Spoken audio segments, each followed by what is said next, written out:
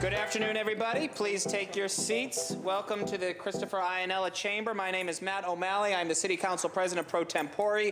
Today is Wednesday, September 22nd, 2021, and welcome to the Boston City Council. Viewers can watch the council meeting live on YouTube by visiting boston.gov/city-council-tv.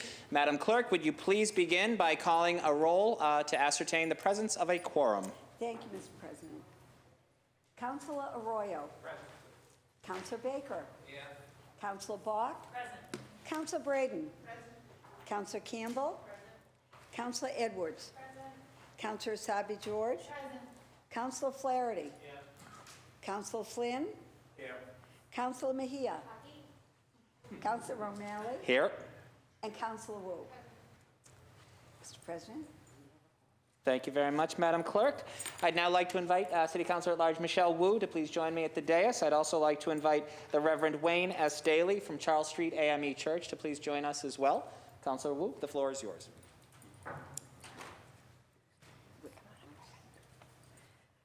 Good morning, everyone, and thank you so much to the Reverend for joining us and opening our meeting today. Reverend Wayne Sylvester Daley was born on the Emerald Island of Montserrat in the West Indies. He has two sisters, Daphne and Maureen, and he is the only son of the late Dora Viola Daley and John Graves. He has served for 8 years in the Army National Guard and is a Gulf War veteran. He joined the historic Charles Street A.M.E. Church in June of 2000, was appointed a senior steward and then the pastor steward by the Reverend Dr. Gregory G. Groover, Sr. Reverend Daley currently serves as a minister to men and the senior associate minister. He has also served as a reentry coordinator for the Boston 10-Point Coalition, called the Boston Reentry Initiative, out of the Suffolk County Sheriff's Department. This is just the first quarter of the bio that's available because he has taken on so many different leadership roles in our community. He's an ever-present force and mentor and leader in our community, and so I'm very honored that he's willing to be here with us today. Reverend. Good afternoon. Thank you, City Council at Large Michelle Wu, for this opportunity, and to each of you, thank you. Let us pray. Eternal God, our Father, a God who've known by many names, we come to you now, O God, to gather, to do the work that you have called each of us to do. Give us now your wisdom so that we may lead this city. Bless us individually and collectively as we do your work, to empower our children, to empower our families, to build our communities, to make it a safe place for everyone to live and to survive. We thank you for everything. If we fail to ask you for anything, you know all things. Search our hearts and bless us. Now take over and rule over this with your wisdom. Give us all your wisdom and give us your peace. In Jesus' name we pray. Amen. Amen. Thank you. Thank you, Reverend, for those inspiring words, and thank you for your service to our country as well. Councilor, if you're able, please stand, and Councilor Wu will lead us in the Pledge of Allegiance. I pledge allegiance to the flag of the United States of America and to the republic for which it stands, one nation, under God, indivisible, with liberty and justice for all.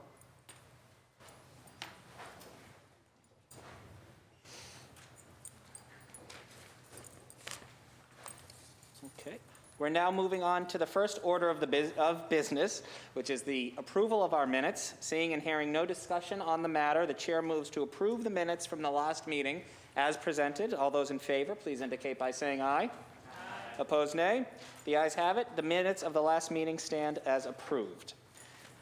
We will now begin with communications from Her Honor the Mayor. Madam Clerk, would you please read dockets 0994 through 0997? Thank you, Mr. President.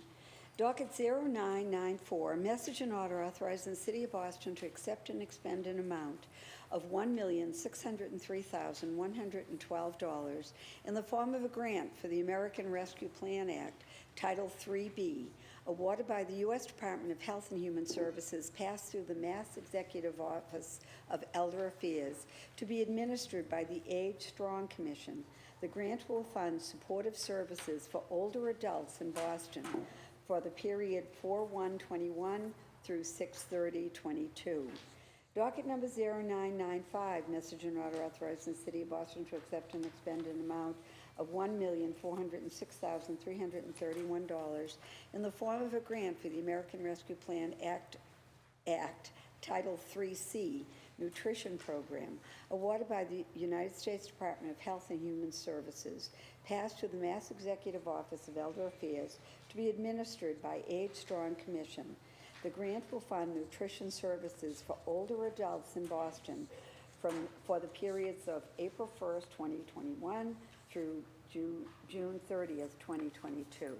Docket number 0996, message and order authorizing the City of Boston to accept and expend an amount of $423,170 in the form of a grant for the American Rescue Plan Act, Title 3A, awarded by the U.S. Department of Health and Human Services, passed through the Mass Executive Office of Elder Affairs, to be administered by the Age Strong Commission. The grant will fund administration costs for planning and implementation by the Age Strong Commission from April 1st, 2021 to 9/14/2021. Docket number 0997, message and order authorizing the City of Boston to accept and expend an amount of $394,133 in the form of a grant for the Rescue Plan Act, Title 3E, awarded by the U.S. Department of Health and Human Services, passed through the Mass Executive Office of Elder Affairs, to be administered by the Age Strong Commission. The grant will fund family caregiver services for older adults in Boston for the period of April 1st, 2021 through June 30th, 2022. Thank you, Madam Clerk. Dockets 0994 through 0997 will be referred to the Committee on Boston's COVID-19 Recovery. Madam Clerk, would you now please read docket 0998? Certainly. Docket 0998, message and order authorizing the City of Boston to accept and expend an amount of $345,678 in the form of a grant for the FY22 Fair Housing Assistance Program, awarded by the United States Department of Housing and Urban Development, to be administered by the Department of Fair Housing and Equity. The grant will fund processing and training costs related to housing discrimination complaints received by the Boston Fair Housing and Equity Commission. Thank you. Docket 0998 will be referred to the Committee on Housing and Community Development. Up next, docket 0999. Docket 0999, message and order authorizing the City of Boston to accept and expend the amount of $157,522 in the form of a grant for the American Rescue Plan Act, Title 3D, awarded by the U.S. Department of Health and Human Services, passed through the Mass Executive Office of Elder Affairs, to be administered by the Age Strong Commission. The grant will fund the long-term care ombudsman program for the period April 1st, 2021 through June 30th, 2022. Thank you. Docket 0999 shall be referred to the Committee on Boston's COVID-19 Recovery. Madam Clerk, would you now please read docket number 1000? Docket 1000, message and order authorizing the City of Boston to accept and expend an amount of $141,865 in the form of a grant for the federal FY Title III U.S. Department of Health and Human Services.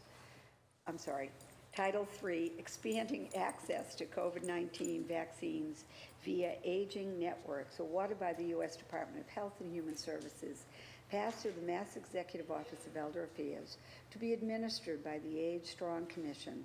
The grant will fund direct services to combat vaccine hesitancy, support vaccine equity efforts, and provide transportation, stipends, vouchers, and other related services. Thank you. The Chair now recognizes Councilor Ricardo Arroyo, Chair of the Committee on Public Health. Chair Arroyo, the floor is yours. Thank you, Mr. Chair. This grant is a crucial part of ending the pandemic and protecting some of our most vulnerable populations. As a city, we need to be able to overcome vaccine hesitancy, encourage folks to get vaccinated, and ensure that we are doing so in an equitable way. For those reasons, I would like to ask to suspend the rules and vote on this docket today.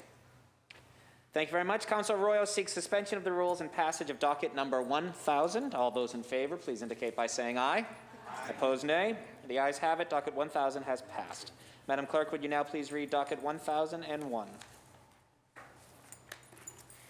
Thank you.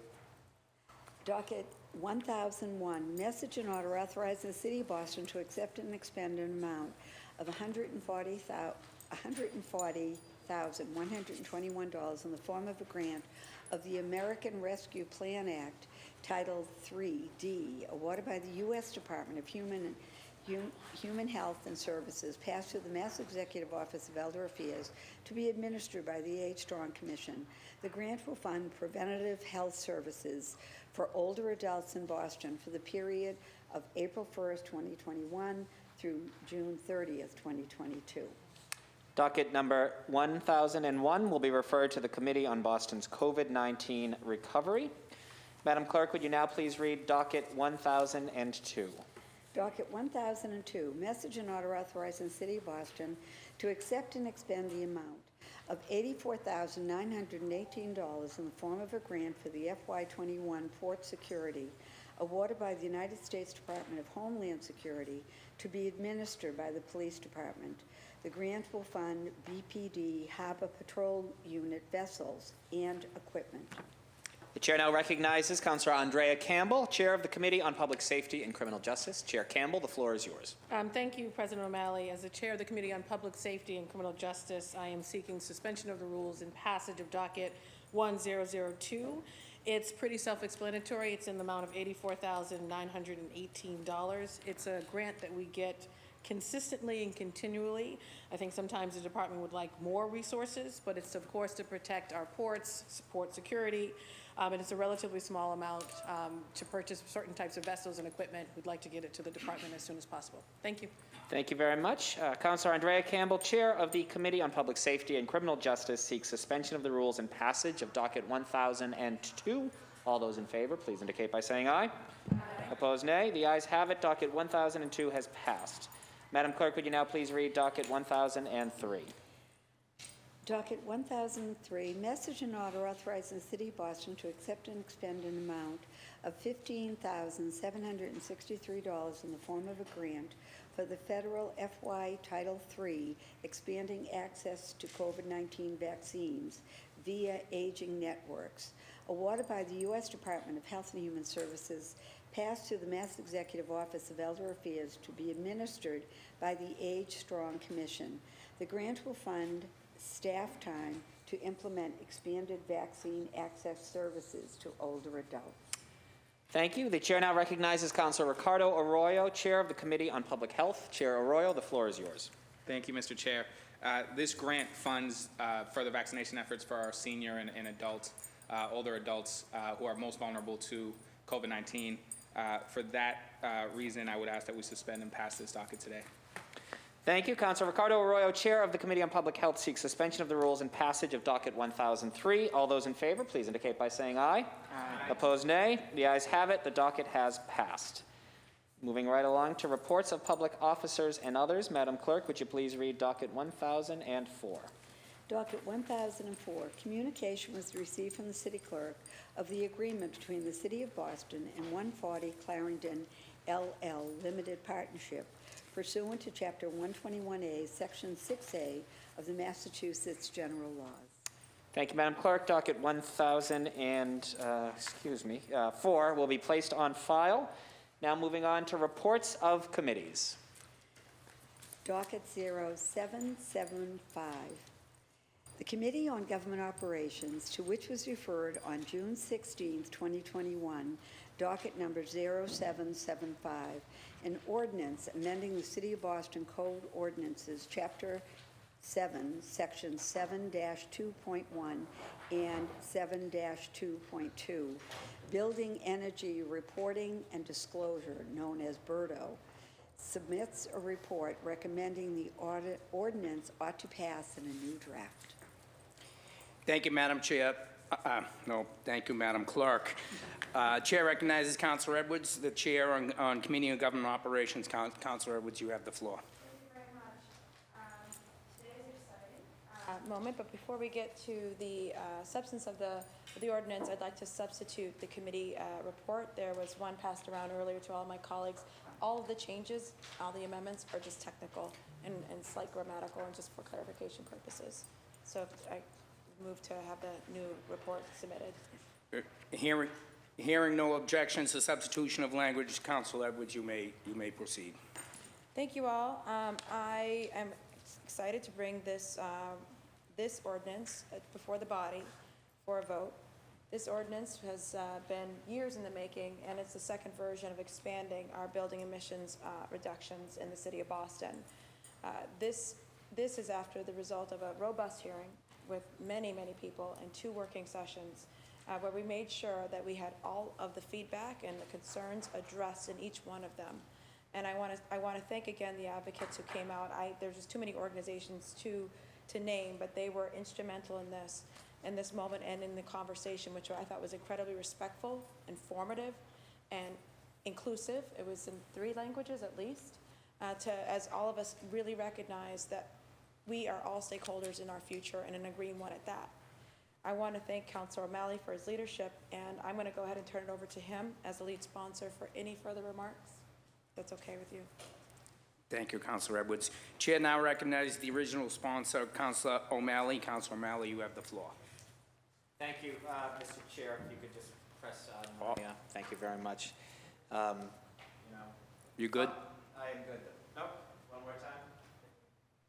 There you go. Nope. Off. Yep. Good. You got it. Thank you. Thank you, Mr. Chair. You got it. Fatherhood offers one hell of a perspective. Not only does it really make you, or parenthood, I should say, offers one hell of a perspective. And yes, I realize I just said hell of a twice on the council floor, which I'd be yelling at all of you for doing, so I apologize. You have a dispensation. Thank you. But it really has helped me sort of appreciate the important things in life, and also take stock of what we should be grateful for. And I am incredibly grateful for standing in front of all of you and having this opportunity to bring this amendment. We call it an ordinance. It's actually technically an amendment, but to bring it to a vote. And I'll tell a little bit story that when I was first elected, 2010, November 30th, 2010 is when I was sworn in. I actually had a really good office for a month. And then a month later, as the newest member, I was bumped down to what is now Annissa's office, and I was there languishing for many years. The other thing in those days, committee assignments were doled out strictly by seniority. Maureen can tell you this. Like, no matter how many years you had, if you weren't on the right side of a council presidency vote, you wouldn't get it didn't matter, you'd get the committee based on your years of service. I mention this to say that the last committee that anyone wanted in 2011 was the Committee on the Environment. So it went to me, the most junior member. And jokes on all of my colleagues at the time, that was the committee I most wanted and have had every year for the last 11 years. And we've done some great things, and we've done some great things together, from the plastic bag ban and wetlands, community choice energy, composting, the paperless pay stubs. Did you know that there was no opportunity at the beginning when I was first elected to opt out of getting my bi-weekly pay stub?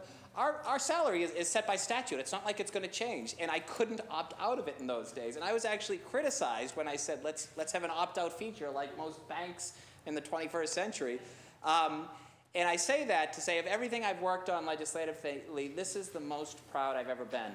And I am the one who's lucky enough to introduce this. But the fact of the matter is, it is the people behind me, it is the people to our left and to our right, it is the people who couldn't be in this room, because I said we're going to limit the crowds because we're going to be focused on COVID and being safe.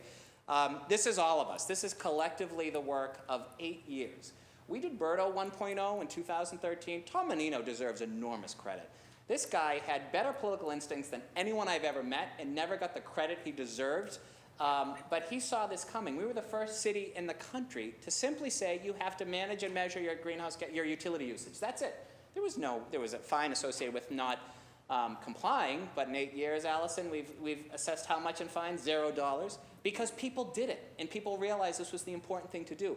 That ordinance, by the way, it passed, but it was a vote of 9-4. And it shows how far we've come as a city. It seems quaint now that there was debate over that, and I don't mean to count my chickens before they've hatched, but I feel pretty good because of the great conversations and leadership of all of you of how we're going to have this vote today. But my point is, 8 years ago we started this, and this is the culmination. And it's because of the people in this room, the people who have put the blood, sweat, and tears, recognizing the fact that climate change is an existential threat, and it's up to cities and towns to lead, and we can do that. We have before us the most impactful decarbonization law that I would argue is anywhere in this country. We're going to lead on this. We're not the first, but we are absolutely the best. We are going to decarbonize our large buildings over the next 25 years, full stop. And we're going to work to make sure that all of the work is centered around equity, equality, addressing environmental justice communities, and working with the institutions to get it right. We had a question at that little presser earlier about the business community. It was a fair question. Business community has been largely supportive of this. 8 years ago, if you were here, Frank was here at the time, I think you were probably the only one here at the time, 8 years ago, when we were doing the first Birdo vote, you had people actually lobbying councilors saying you can't do this, you can't move ahead on this. You probably haven't heard from a lot of folks because people recognize the importance of what we're trying to do here. It will be absolutely groundbreaking. Beginning in 2025 and following every 5 years thereafter, through this ordinance, we'll be setting aggressive but achievable metrics. And that's the key point. We could have easily passed an ordinance saying we're going to decarbonize all of our buildings by 2030, and it would probably pass, and it would probably be signed into law, but there'd be no blueprint to get us there. This actually does get us there. We're going to have aggressive but achievable metrics for buildings to reach a substantial cut in their greenhouse gas emissions. Obviously, we have different classifications and requirements for each building type, from our hospitals to our commercial buildings, and we'll work with building owners to help them meet their goals and have already started those conversations with many, many stakeholders who are interested in getting a head start. Now, I'm hesitant to do this because I'm sure I will leave someone out, so I apologize ahead of time, but I just needed to thank several individuals. Starting with my Chief of Staff, Jessica Morris, who has done such great work on my side on this and everything environmental through the years. To Chair Lydia Edwards, who gave me high praise indeed at the last working session. She said this is the best working session I've done as Government Ops Chair, and it's largely because of her. She gets it, she understands it, she dives in the weeds, and you facilitated an amazing process. Special shout out to Christine O'Donnell as well from Central Staff, who has been, there's Christine, thank you, Christine. Allison Brezius is our Environment Commissioner. She has been our quarterback this entire time on behalf of an incredible team. Brenda Pike, Kat Eschel, Hannah Payne, Stacia Shaputa, Mara Zloty, Ben Silverman, Kathleen Hart, all working and supporting Allison Commish in this role. You have been marvelous. Thank you so much, Allison Brezius. To Chief Mariama White-Hammond, and before her, Chief Chris Cook, an unlikely duo, as you will meet, but two of the most effective environment chiefs this city has ever said. They helped get us here as well. Advocates, my God, many of whom are sitting behind me. Ricky Harvey, Andy Krasner, and Ania Camargo, Andy Wells-Bean, Dwayne Tyndall, Sophia Owen, Michelle Brooks, Mark Liu, Andrea Atkinson, and the team from One Square World, Adeline Juroff, Will, Emily, Tim, and Larry from the NRDC. Special shout out for Tim Sullivan as well, who used to work here, who has been an amazing partner to me through this work as well, Mary Moulter. And so many stakeholders, especially those who are impacted by this ordinance. We've worked with all of you to achieve the best possible standards so we can all lead and achieve carbon neutrality goals. Our hospitals, Masco. There's another instance about how the business community is feeling. Masco sent all of us a letter of support of this. That was a big get. And if I may be a bit immodest, I will. I worked incredibly hard this summer working to try to find that common ground with folks without sacrificing what we set to do in this ordinance. And that wasn't always easy, but it was important, and we want to get it right. And that's precisely what we are doing here. We're going to vote on this. The mayor is going to sign it. And we are going to begin cutting 37 million metric tons of greenhouse gas emissions over the next 30 years. This ordinance affects 4% of our total building stock. That's 3,500 buildings. Yet those 4% of buildings account for nearly 60% of all building emissions. I'll be asking for a vote now on this transformative climate policy. I thank each and every one of you, my colleagues, all of you, to a person. This is legacy stuff for all of us. This is stuff that we can say we voted on, and we not last time, and I'm not going to do it again, but last time I cited all of our children's names. It's going to be these kids and their kids in generations to come that we are absolutely leading. I am enormously proud and grateful for each and every one of you. Now let's get this done. Thank you very much, Mr. Chairman. Thank you.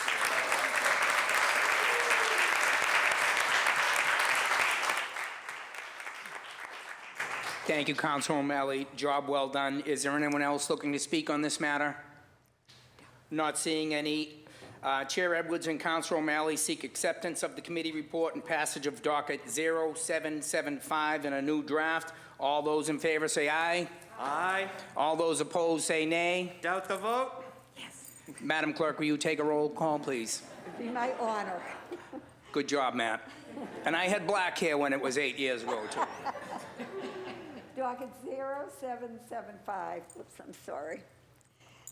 Counselor Arroyo. Yes. Counselor Arroyo, yes. Counselor Baker. Aye. Counselor Baker, aye. Counselor Bok. Aye. Counselor Bok, aye. Counselor Breadon. Aye. Counselor Breadon, aye. Counselor Campbell. Yes. Counselor Campbell, yes. Counselor Edwards. Yes. Counselor Edwards, yes. Counselor Essaibi-George. Yes. Counselor Essaibi-George, yes. Counselor Flaherty. Yes. Counselor Flaherty, yes. Counselor Flynn. Yes. Counselor Flynn, yes. Counselor Mejia. Yes. Counselor Mejia, yes. Counselor O'Malley. Yes. Oh, I was just wondering about that. Counselor Wu. Yes. Counselor Wu, yes. Mr. Chair, docket number 0775 was passed unanimously. Thank you, Madam Clerk.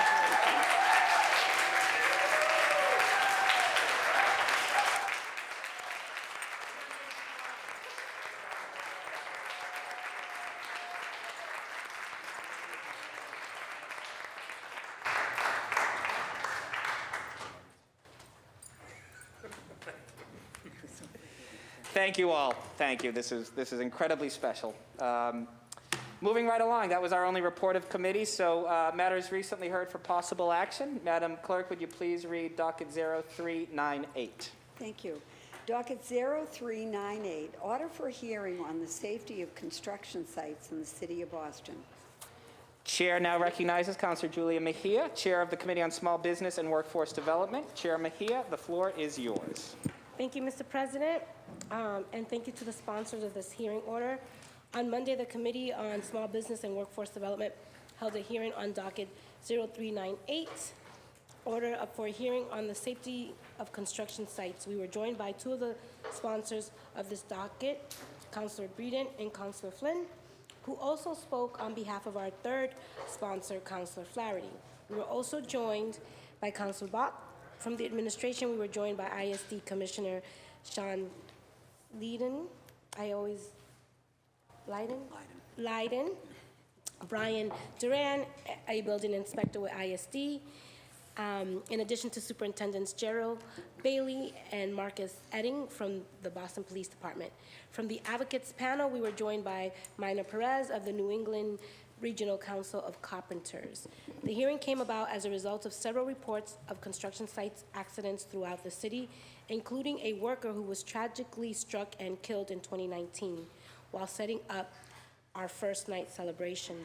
During the hearing, Commissioner Lyden spelled out the current inspection process to ensure worker safety, which involves several stages of inspection during all phases of construction process. Contractors were also supposed to sign a Maddox-Higgins affidavit, which requires the contractor to disclose any previous OSHA violations. This hearing was a great opportunity to learn about the current standards, but even one death of a construction worker is far too many, and there's a need to revisit the existing inspection process and make changes. For that reason, we're going to keep this hearing order in committee and hold a working session in the future to build upon our existing infrastructure. Thank you. Thank you very much, Councilor Mejia. The chair now recognizes the lead sponsor, the District Councilor from South Boston, Councilor Flynn. The floor is yours. Thank you. Thank you, Mr. President, and want to say special thank you to Councilor Mejia for conducting an excellent hearing on this important topic. I also want to say thank you to my co-sponsors as well, Councilor Flaherty and Councilor Breadon. I think Councilor Mejia summed it up best, but one issue I did want to highlight was the issue of wage theft that continues to happen in our city. I know it's an issue that Councilor Edwards has worked on for many years. I know it's an issue that the Attorney General, Maura Healey, continues to work on as well. But when we're exploiting workers by not paying them a fair wage, that also includes workers that don't have safety in the workplace as well. So not only are we exploiting workers, but we're putting their health and welfare in danger, and their families as well. We have a lot of work to do in this city.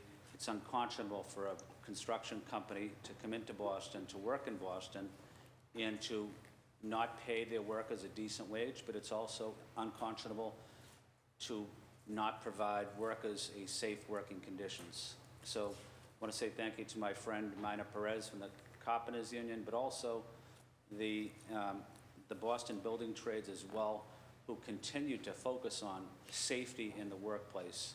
That's their number one critical issue, making sure workers are safe and protected. And that also means that pedestrians or cyclists that happen to be in the area as well, or neighbors, are also safe from a construction site. So again, wanted to say thank you to my colleague, Councilor Mejia, for conducting a very informative meeting. Thank you, Mr. President. Thank you, Councilor Flynn. Docket number 0398 shall remain in the Committee on Small Business and Workforce Development. Moving right along, Madam Clerk, would you now please read docket 0562? Docket 0562, petition for a special law regarding an act providing certain retirement benefits for the widow of a former firefighter in the city of Boston. Chair now recognizes Councilor Lydia Edwards, Chair of the Committee on Government Operations. Chair Edwards, the floor is yours. Thank you very much. We had a very good conversation, and in that it was heartfelt. We understood the passing of anybody is a level of grief that you must go through is intense. And the widow came and testified about the passing of her husband, a firefighter, after the surgery after he had rolled his ankle while coming down a fire pole. We heard from her, and as I explained, we wanted her to have her time, her space, and her voice, along with the Union of 718 to speak. There was a denial letter of certain death benefits to her. That letter was not part of the packet, and we're waiting for the retirement committee to explain what the denial was. I've committed to Councilor Arroyo that we will move this expediently as possible, and we're waiting for that letter to come in as the full, complete packet and assessment as why he was denied. I think it was a misinterpretation of the law, but I would like to see that letter. For that reason, I'd like to keep this in committee, and if the letter is delayed in any way, shape, or form, we will move forward as soon as possible. Thank you. Thank you very much. Pending communication from the Retirement Board, the Chair of the Committee on Government Ops, Councilor Lydia Edwards, is asking that docket 0562 remain in the Committee on Government Operations. Madam Clerk, now please read docket 0953. Docket 0953, message and order authorizing the City of Boston to accept and expend an amount of $25 million in the form of a grant for the Commonwealth Builder Program awarded by the Massachusetts Housing Partnership to be administered by the Department of Neighborhood Development. The grant will fund the creation of workforce home ownership housing units and the long-term availability of those units to eligible moderate-income households. Thank you. The Chair now recognizes Councilor Lydia Edwards, Chair of the Committee on Housing and Community Development. Chair Edwards, the floor is yours. Thank you very much. We had a great hearing about this. The administration came through and explained both dockets, but the 0953 was an incredible amount of money to help build workforce ownership. And so they explained how many they expected to help out with that. We were talking tens of people, or tens of families who will be able to do this and hopefully purchase their own home with this much needed money. So I'm submitting this committee report with the recommendation that it ought to pass. Councilor Lydia Edwards, Chair of the Committee on Housing and Community Development, seeks passage of docket 0953. All those in favor, please indicate by saying aye. Aye. Opposed, nay? The ayes have it. Docket 0953 has passed. Madam Clerk, would you now please read docket 0955? Docket 0955, message and order authorizing the City of Boston to accept and expend an amount of $4 million in the form of a grant for the Alston-Brighton Homeowner Fund, awarded by the Boston Redevelopment Authority to be administered by the Department of Neighborhood Development. The grant will fund programming to foster affordable home ownership and homeowner stability in Alston-Brighton. Thank you. The Chair now once again recognizes Councilor Lydia Edwards, Chair of the Committee on Housing and Community Development. Chair Edwards, the floor is yours. Thank you very much. We had, again, during the same hearing on 0953, we also discussed this docket, And it was exciting to see this money being dedicated, private dollars given to the city to help push for homeownership in Austin Brighton. Councilor Breadon was there to discuss the much-needed funds and how this is an exciting opportunity for her community. Thank you. Great. Any further discussion on docket 0955? Seeing none, Councilor Lydia Edwards, Chair of the Housing and Community Development Committee, seeks passage of 0955 in a new draft. All of those in favor, please indicate by saying aye. Opposed, nay. The ayes have it. Docket 095 has passed. Now, Madam Clerk, please read docket 0859. Thank you. Docket 0859, petition for a special law regarding an act directing the City of Boston Police Department to waive the maximum age requirement for police officers for Daniel Flores. Chair now recognizes Councilor Lydia Edwards, Chair of the Committee on Government Operations. Chair Edwards, the floor is yours. Thank you very much. We had an incredible conversation with Mr. Flores about his aptitude, about his history, about his dedication and love of the city, his work with young people, and how he would like nothing more than the opportunity to try and serve the city as a Boston police officer. I recommend that we pass this docket, but I also wanted to give the floor to Councilor Arroyo, who is the lead sponsor. Thank you, Madam Chair. The Chair now recognizes the original lead sponsor, Councilor Ricardo Arroyo. Councilor, the floor is yours.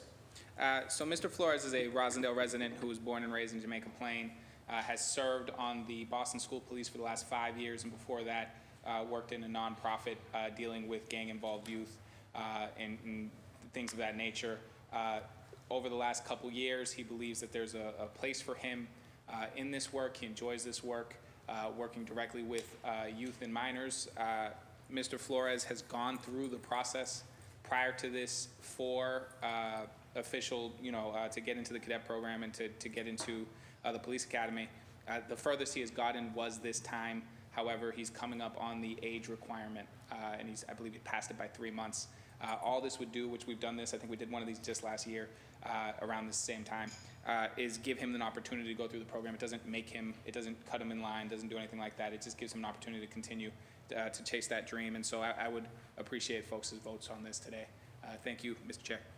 Thank you, Councilor Arroyo. Any further discussion on docket 0859? Seeing none, Councilor Edwards, Chair of the Committee on Government Operations, as well as the lead sponsor, Councilor Arroyo, seek acceptance of the committee report and passage of docket 0859.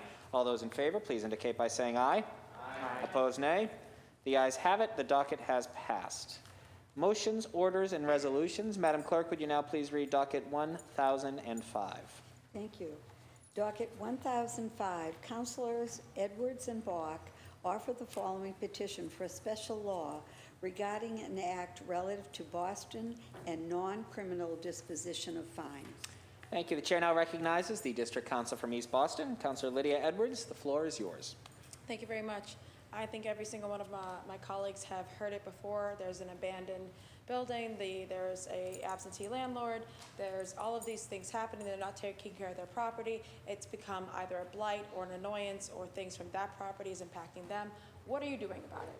And ISD goes out there and gives them ticket after ticket after ticket, and still nothing changes. What we're finding, and what I found in East Boston many times, is that people just pay those tickets, and they just pay them and move on and leave the blight there, and for us to all be frustrated, or some of us to actually clean it up for them, unless someone gets hurt. And that's the only time that people have come in and been forced to deal with it, at least in East Boston with the Loftel. The issue that we are dealing with is that if punishment doesn't do anything, if the fines aren't impacting them, then we need to do something about the fines. And the way this works is we have to do a home rule petition. Now, this is a home rule petition that would allow for the City of Boston to consider a fine increase up to $3,000 per violation. Currently, it's $300. And oftentimes, again, if you're a rich developer and or you're just waiting for someone to purchase your property, that's cheap. So I'm hoping that you will support me in saying we, again, Boston, need to take control of this conversation. And we as Boston need to decide what is the appropriate sweet spot to encourage or force or demand of developers or whoever who refuses to take care of their property to take care of their property. What's that sweet spot? So that's what this home rule petition will do. I look forward to a robust conversation about that. Again, a lot of this is just bringing some of the local municipal concerns and issues in the hands of the people who have to deal with them every day. Thank you. Thank you, Councillor Edwards. The chair now recognizes the district councillor from Beacon Hill. Councillor Bok, the floor is yours. Thank you so much, Mr. President, and thank you to Councillor Edwards for her leadership and partnership on this. As she stated, this would give Boston the authority to increase municipal fines from $300 to $3,000. And, you know, I think that current low limit, as Councillor Edwards says, it really encourages certain actors to just blow off the municipal fine. And you know, and we've all heard the frustration from our constituents. You know, many of these bad actors will go as far as to sort of just incorporate a certain number of fines into their financial planning and wait until they judge it to be profitable for them to make changes and fixes on things instead of improving conditions for Boston tenants and neighbors. And I just think that, you know, it's really important in a city where, frankly, there are larger and larger, like, capital holders, right? Like, you've got things that maybe it used to be that the property down the street was owned by an actual person. Now it gets, you know, swept up into some real estate trust. It's anonymous. It's hard to track. The reality is the bigger those entities are, the more this low-level fine means that it's just not meaningful to them. So this home rule petition would only raise that ceiling. It wouldn't, in fact, raise any fines. In order for us to actually raise any municipal fines, there would need to be deliberation by this body and an amendment of an actual existing city ordinance. This is about asking the state to give us the permission to raise certain fines to that level in order to better get the attention of some of these larger capital holders. And I think for quality of life in the city and being able to, you know, really induce people to change behavior when it's affecting a whole neighborhood, it's an important tweak. So look forward to discussing it with colleagues and residents in a hearing. Thank you. Thank you, Councillor Bok. I think before I call on Councillor Breadon, the chair recognizes Councillor Edwards. The floor is yours. Thank you. I completely forgot to, I had unfortunately forgot to add Councillor Breadon as a third, or to ask to waive Rule 12 in order to add Councillor Breadon as a third co-sponsor. Councillor Edwards and Councillor Bok seek suspension of the rules and the addition of Councillor Breadon as original co-sponsor. Seeing no objection, she is hereby added, and the district councillor from Brighton is hereby recognized. Thank you. Thank you, Mr. Chair, and thank you, Councillors Edwards and Bok, for including me in this as an original co-sponsor. The current maximum fine of $300, which the city imposes for violations of ordinances, bylaws, rules and regulations, is applied regardless of the size of the offender, whether they're an individual, a property or business owner, or a large corporation. The current scale of fines may be significant enough to deter individuals from committing repeat offences, but the current cap on fines leaves big-time chronic offenders undeterred from racking up and accumulating fines, rather than taking tangible action to remedy the violations to begin with. It's almost seen as the cost of doing business in Boston. We must level the playing field between individual residents who may be one-off offenders and the larger scale repeat offenders who chronically take advantage of this system. This proposal is crucial in that it would not increase current $300 fines. It would not increase current $300 fines to $3,000, but allow the city, through our body and public council hearings, the ability to propose and consider specific increases in the future. This is an important and crucial step towards a more equitable system where we can better hold chronic offenders accountable to paying their fair share and leveling the playing field for all in our city. Thank you. Thank you, Councillor Breadon. The chair now recognizes the district councillor from South Boston, Councillor Flynn. The floor is yours. Thank you, Mr. President, and thank you to Councillor Edwards and our colleagues for their lead and important work on this proposal. I had a discussion earlier with Councillor Edwards, and one issue that we've been dealing in South Boston and other locations around the city, I've been partnering with Councillor Flaherty, is the house parties that continue to take place throughout our neighborhood. And, you know, we want to see about increasing the fines so residents can sleep at night, because these parties continue till 3 o'clock in the morning. So it's about quality of life, as Councillor Bok and Councillor Breadon said. So maybe we can partner with Councillor Edwards with the friendly amendment to also discuss the same issue. Thank you, Mr. President. Thank you very much, Councillor Flynn. Is there any further discussion on docket 1005? Seeing none, would any councillors wish to add their name? Madam Clerk, please add Councillor Arroyo, Councillor Baker, Councillor Campbell, Councillor Flaherty, Councillor Flynn, Councillor Essaibi-George, Councillor Mejia. Please add the chair's name, and Councillor Wu. And docket 1005 shall be referred to the Committee on Government Operations. Madam Clerk, would you now please read docket 1006? Thank you. Docket 1006, Councilors Arroyo and Mejia offer the following resolution recognizing September as Suicide Prevention and Action Month in the City of Boston. Thank you. The chair now recognizes the District Council from Hyde Park. Councillor Arroyo, the floor is yours. Thank you, Mr. Chair. September is Suicide Awareness and Prevention Month. Suicide is currently the 10th leading cause of death for adults, and when you go to the ages of 10 to 34 years old, it is actually the second leading cause of death, which is heartbreaking. As somebody myself who has struggled with suicidal ideation, as some members of this council have shared their own struggles, we know that part of the problem is that mental health and concerns around mental health are stigmatized in a way that prevent people from seeking help and doing that. And so while I have the floor, and if anybody is watching this, you can seek confidential emotional support by calling the National Suicide Prevention Lifeline, which is 24/7, at 1-800-273-TALK for English, and it's actually 1-888-628-9454 for Spanish.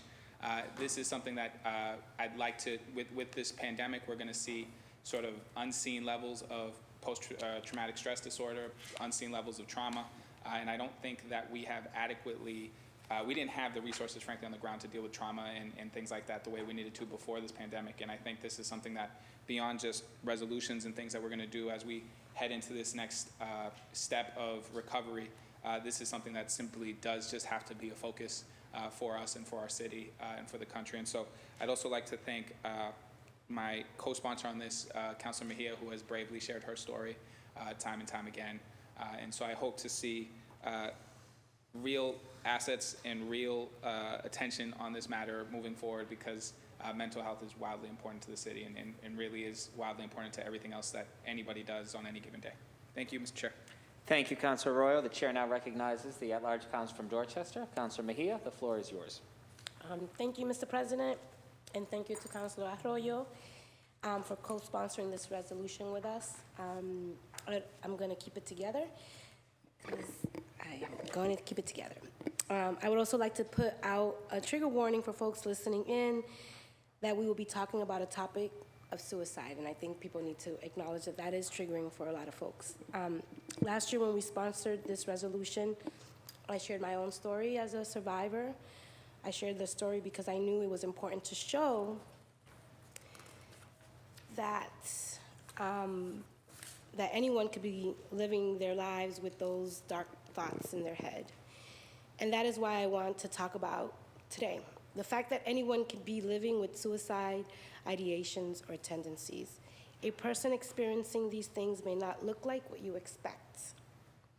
They may not resemble what you see in the movies or on TV. Depression and suicidal ideation takes on many different shapes and forms that may look completely different from one person to another. That is why it's so important to check in on the important people in your life, to check in on yourself too. Remind the people in your life that that they matter to you, even the people who make it look like everything is fine in their lives.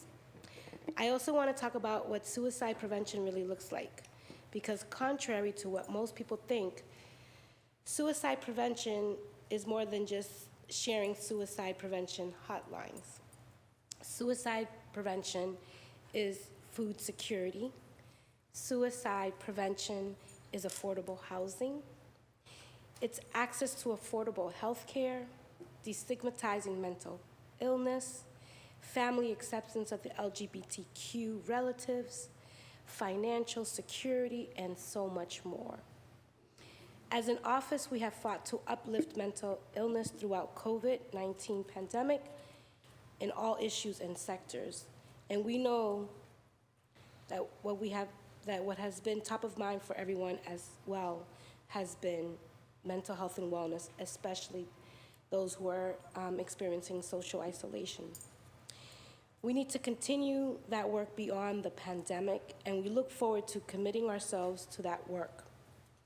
I move that we suspend the rules and pass this resolution today and think of all of those who are at home, sitting alone, feeling unloved, unseen, unheard, and for all of those who have lost loved ones by suicide. We send you lots of love. Thank you. Thank you very much, Councilor Mejia. The chair now recognizes the at-large council from Dorchester, Councilor Annissa Essaibi-George. The floor is yours. Thank you very much, Mr. President, and thank you to the makers, the lead sponsors on this resolution. I think it's so important that we continue to talk aloud about suicide, about the necessary work that needs to be done to prevent suicide and to support those that have been directly impacted by this. Please add my name, and I look forward to this passage as well. Thank you, Mr. President. Thank you, Councilor Essaibi-George. Madam Clerk, please add Councilor Annissa Essaibi-George. The chair now recognizes the district council from Dorchester, Councilor Frank Baker. The floor is yours. Thank you, Mr. Chair. First, add my name. December 7th, 1992, Michael Malzo. He called me on the phone. He was drinking that night. He had been sober for a while. He shot himself over the phone to me. I didn't even realize how much it was going to affect me till I was through what I did to numb my pain for those however many years I was numbing my pain. But thank you for putting this forth. When someone is in that position and takes themselves out, we don't even know how bad it is. And also the families and the people that are around them. Malzo affected me for years. I still think of him every day. He was my best friend in grammar school, and we kind of fell apart a little bit. He went heavy onto one side, and I was trying to remain straight in my life. And so it's a way for me to honor a buddy of mine, and I appreciate it. Thank you, Councilor Arroyo and Councilor Mejia. Very, very important. So thank you. Thank you, Councilor Baker. Madam Clerk, please add Councilor Frank Baker. Would any other councilors wish to speak on this? Would any councilors wish to add their name? Madam Clerk, please add Councilor Bok, Councilor Breadon, Councilor Campbell, Councilor Edwards, Councilor Flaherty, Councilor Flynn, Councilor Mejia. Please add the chair and Councilor Wu. Councilors Arroyo and Mejia and Baker are seeking suspension of the rules and adoption of docket 1006. All those in favor, please indicate by saying aye. Opposed, nay. The ayes have it. The docket is passed. Thank you. Madam Clerk, would you now please read docket 1007? Docket 1007, Councilor Mejia offered the following resolution calling on Congress to affirm reproductive freedom and pass the Women's Health Protection Act. Thank you. Thank you. The chair now recognizes the at-large council from Dorchester, Councilor Julia Mejia. The floor is yours. This is on docket 1007. Okay. What am I doing here today? Okay. So thank you, Mr. President. On the 1st of September of this year, a bill was sponsored by the Texas State Legislature titled SB 8 took into effect. This bill restricts any and all abortions after a fetal heartbeat is detected, which may be as early as 6 weeks before most people even know that they are pregnant. This bill also states that anyone who is known to assist in an abortion, which may even include an Uber driver taking someone to a clinic, will be fined $10,000. Despite the 1973 Roe versus Wade decision essentially setting the questions of access to health, to abortion care, challenges to the Supreme Court decision have been popping up across the country. With the most recent anti-abortion action in Texas, the Supreme Court refused to strike down the bill, allowing it to go into effect. This bill is already having devastating effects on people across the state, particularly people of color, low-income individuals, and trans non-binary people who all need access to abortion care. Because let's be clear, abortion will always be legal for people who can afford to travel out of the state or simply pay the $10,000 fine. But for the rest of us, people who are left without options. In the face of a newer and more restrictive abortion access law, Congress has the opportunity and the obligation to protect the abortion care. That is why our Congresswoman and colleague, Ayanna Pressley, filed the Women's Health Protection Act, which would fight back against these attacks on abortion access and codify the right for doctors to provide abortion care free from unnecessary bans and restrictions. This bill needs our support not only because we need to send a message to cities and states across the country that we stand for a person's right to choose, but that we also, because also there are still deep inequities in accessing abortion care in Massachusetts that need to be addressed. I want to conclude on a final note. This bill is called the Women's Health Protection Act, but it is important to remember that not just women access abortion care. Trans men and gender nonconforming, non-binary individuals who also rely on access to this level of care, and we need to make space for them as well. This is what all means all looks like, and this is why we were intentional about removing any gendered language from this resolution. It's important that we center everyone in this space. I move that we suspend the rules and pass this resolution. Thank you. Thank you, Councilor Mejia. Is anyone else wishing to speak on docket 01007? Would any councilors wish to add their name? Madam Clerk, please add Councilor Arroyo, Councilor Baker, Councilor Bok, Councilor Breadon, Councilor Campbell, Councilor Edwards, Councilor Essaibi-George, Councilor Flaherty, please add the chair, Councilor Flynn, Councilor Wu, and Councilor Julia Mejia is seeking suspension of the rules and adoption of docket 1007. All those in favor, please indicate by saying aye. Aye. Opposed, nay. The ayes have it. The docket has passed. That is all for what is before us on today's agenda. We do have one late file, so we're moving on to the late files. This is a one late file matter. It's a hearing order sponsored by Councilor Lydia Edwards. All those in favor of adding this late file matter to the agenda, please indicate by saying aye. Aye. Aye. Opposed, nay. Thank you. The late file matter has been added to the agenda and is before us. Madam Clerk, would you please read the first and last paragraph of the late file and place it before us? Thank you. Offered by Councilor Lydia Edwards in the City Council, an order for a hearing on Boston Public Schools bus transportation reliability. Whereas on the first day of school, the Boston Public School Bus Department had an on-time drop-off rate of 57%. Thus, 43% of students did not make the first bell, Boston's best first-day performance in 6 years. Whereas students rode a party bus due to the continuing school bus driver shortage, now therefore be it ordered that the appropriate committee on the Boston City Council hold a hearing to discuss the ongoing issues of Boston Public School bus transportation reliability, whereby the Boston Public School Department and other interested parties shall be invited to testify, filed on September 22nd, 2021. Thank you, Madam Clerk. The chair now recognizes the District Council from East Boston. Councilor Edwards, the floor is yours. Thank you very much. To add to some of the other facts, yes, we had some students use a party bus to get to school on time. I had 50 students miss school to Donald McKay because their bus didn't come on time. Bus is not coming on time, we understand, doesn't mean therefore their parents just drive them to school. That doesn't happen. They just don't go. What that often happens, or what that also means is many don't get breakfast. There's a whole snowball effect on a family when that bus doesn't show up on time. And we've always had a little bit of an awkward start. I've always expected it. District City Councilors, we all hear it.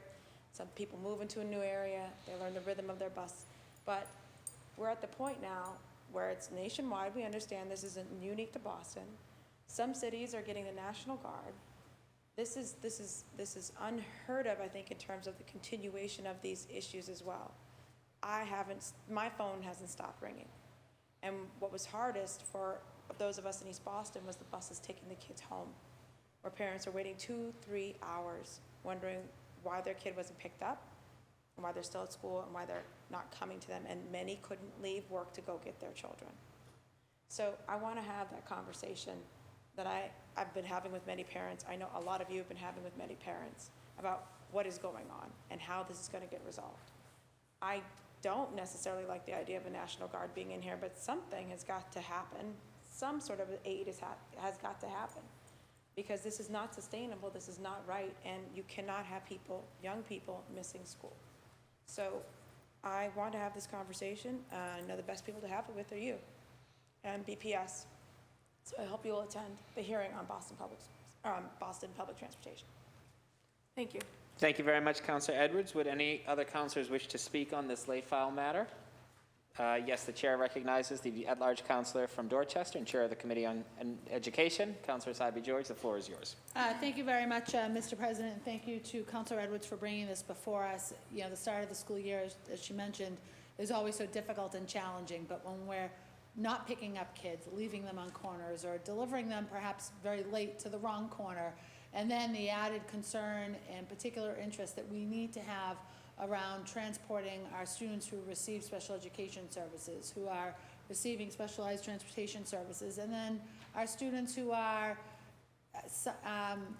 registered for participating in athletic programming after school,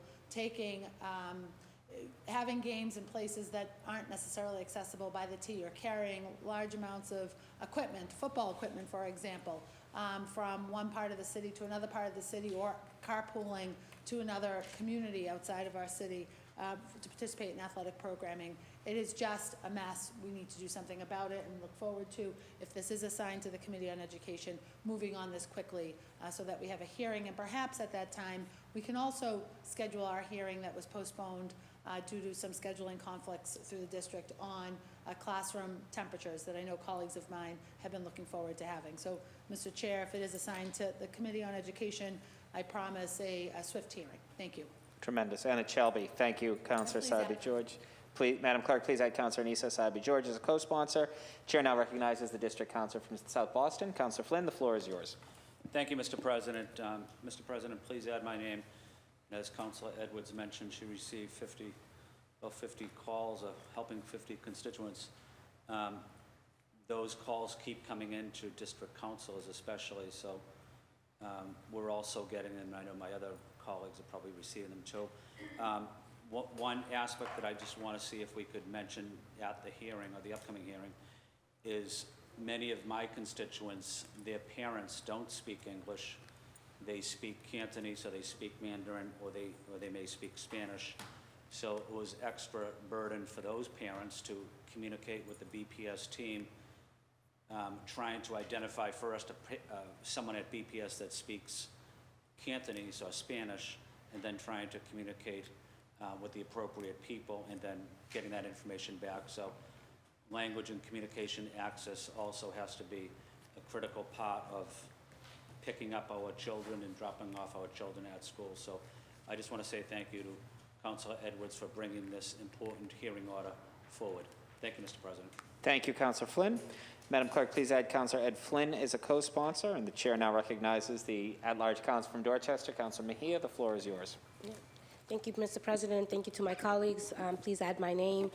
I also would just like to uplift that we've, like every office has, we also received lots of calls, but one of the calls that I feel it's important for us to know is that there are some families who are undocumented and have had some fear in calling to check in to see what to do, because they are afraid. And so as we start thinking about this conversation, just want to acknowledge that those who are living, if you will, under the radar are extremely concerned about who to call and how to report these situations without putting themselves at risk. So just wanted to uplift those voices. And as someone who has worked in the education space, as a parent, this is something that I see happens every year. So this is not new. And while I appreciate we're gonna lean into it and unpack it, I'm hoping for some long-term conversations about building the infrastructure for the bus transportation, because every year we get the same calls whether it's on the council or just as organizers, and that at some point something has to give, and we need a long-term strategy to deal with these discrepancies that happen every single year. Thank you.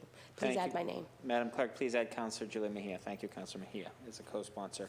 Would anyone else wish to speak on this late file? Would any councillors wish to add their name as co-sponsors on this late file? Madam Clerk, please add Councillor Arroyo, Councillor Baker, Councillor Bok, Councillor Breadon, Councillor Campbell, Councillor Flaherty. Please add the chair. Please add Councillor Wu. And the first and only late file matter shall be referred to the Committee on Education. Now moving right along to the green sheets. Would anybody wish to remove a matter from the green sheets? Seeing and hearing no takers, we're now going to move along to the consent agenda. I've been informed by the clerk that there are 0 additions to the consent agenda. So the chair moves for adoption of the consent agenda as presented. All those in favor, please indicate by saying aye. Opposed, nay. The ayes have it. The consent agenda has been adopted. Do any councillors wish to make any announcements? The chair recognizes the at-large councillor from South Boston, Councillor Michael Flaherty. The floor is yours. Just when we adjourn, just want to do sort of memory of Patricia Calderon, who's the mother of Larry Calderon, who's the president of the PPA. We all know him here. He started as the legislative agent. He's been extremely accessible. Anytime you call 24/7, he gets right back to you. And so our thoughts and prayers are with the Calderon family in Jamaica Plain today. Thank you. Thank you very much. She is added. Any other announcements? Well, I will make a brief one, if I may, from the dais. Just wanted to note that it was July 22nd or so that we, the City Council, became the first government body in the Commonwealth to mandate proof of vaccination for all employees, all councillors, all staff, all interns. And I am delighted to report that we have a 100% compliance rate, and 97% of all folks who work in the City Council are fully vaccinated. So it is another indication that vaccines work and mandates work. So thank you for each and every one of you and all of your offices for your great participation. Now moving on to memorials. We will adjourn our meeting today in memory of the following individuals. For Councillor Liz Breadon, Mary Bridget McGee, for Councillor Michael Flaherty, and all councillors, Patricia Calderon. A moment of silence, please.